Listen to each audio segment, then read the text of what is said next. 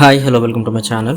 తెలంగాణ రాష్ట్ర ప్రభుత్వం రాష్ట్ర ప్రజలకు రైతులకు గుడ్ న్యూస్ చెప్పడం జరిగింది. సంక్రాంతి పండుగ పర్వదినాన రాష్ట్ర ప్రభుత్వం 4 కొత్త పథకాలను అమలు చేయడానికి సన్నాహాలు చేస్తోంది. ఇప్పటికే దరఖాస్తుల స్వీకరణ మొదలుపెట్టింది. అసలు అమలు చేయబోయే పథకాలు ఏంటి, వాటి యొక్క మార్గదర్శకాలు ఏంటి అనేది ఈ వీడియోలో అయితే తెలుసుకుందాం. మీరు కనుక ఇంతవరకు మన ఛానల్ ను సబ్స్క్రైబ్ చేసుకోకుంటే వెంటనే సబ్స్క్రైబ్ చేసుకోండి. అలాగే ఈ వీడియోకి లైక్ చేయడం మాత్రం మర్చిపోకండి.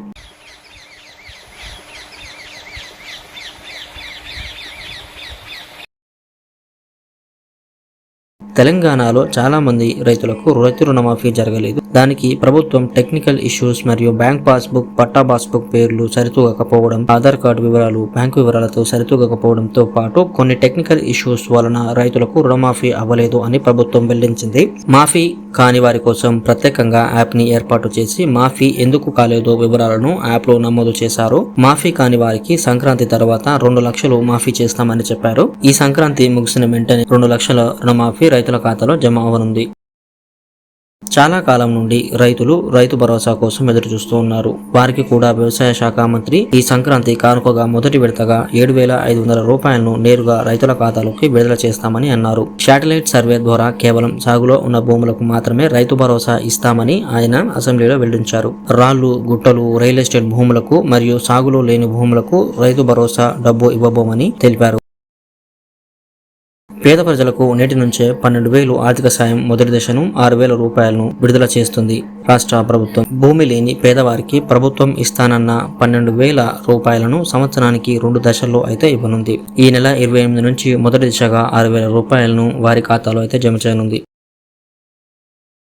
ఇల్లు లేని పేదల కోసం ఇళ్లను మంజూరు చేయడం కోసం రాష్ట్ర ప్రభుత్వం ఇందిరమ్మ ఇళ్లను ప్రవేశపెట్టిన విషయం తెలిసిందే. మొత్తం 85 లక్షల వరకు దరఖాస్తులు స్వీకరించినట్లు రెవెన్యూ శాఖ మంత్రి పొంగులేటి శ్రీనివాసరెడ్డి తెలిపారు. నియోజకవర్గానికి 35,000 ఇళ్ల చొప్పున ఇవ్వనున్నట్లు ఆయన తెలిపారు. మొదటగా వికలాంగులతో సహా భూమి ఉన్న వారికి మాత్రమే ఇండ్లు కట్టుకోవడానికి 5 లక్షల రూపాయలను మొదటి దశలో ఇవ్వనున్నారు. సంక్రాంతి పండుగ సందర్భంగా ఇళ్ల మంజూరు ప్రారంభిస్తామని ఆయన తెలిపారు.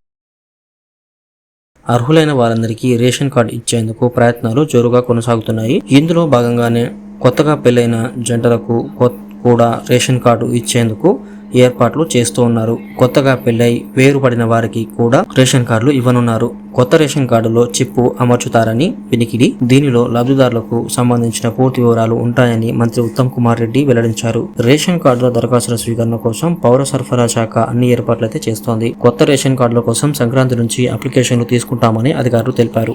ఇప్పటికే ప్రజాపాలనలో కొత్త రేషన్ కార్డు కోసం 10 లక్షల దరఖాస్తులు వచ్చాయని, అందులో 32 లక్షల కుటుంబాలను లబ్ధిదారులుగా గుర్తించామని తెలిపారు. ఈ సంక్రాంతికి 4 పథకాలను అయితే విడుదల చేయడానికి రాష్ట్ర ప్రభుత్వం గట్టి ప్రయత్నాలు అయితే చేస్తోంది. సో ఇది ఈ రోజు వీడియో. మీకు నచ్చినట్లయితే లైక్ చేయండి. అలాగే మన ఛానల్కి సబ్స్క్రైబ్ అవ్వడం మాత్రం మర్చిపోకండి. మరిన్ని విషయాల కోసం ఇప్పుడే మన వెబ్సైట్ని ఫాలో అవ్వండి. Thank you.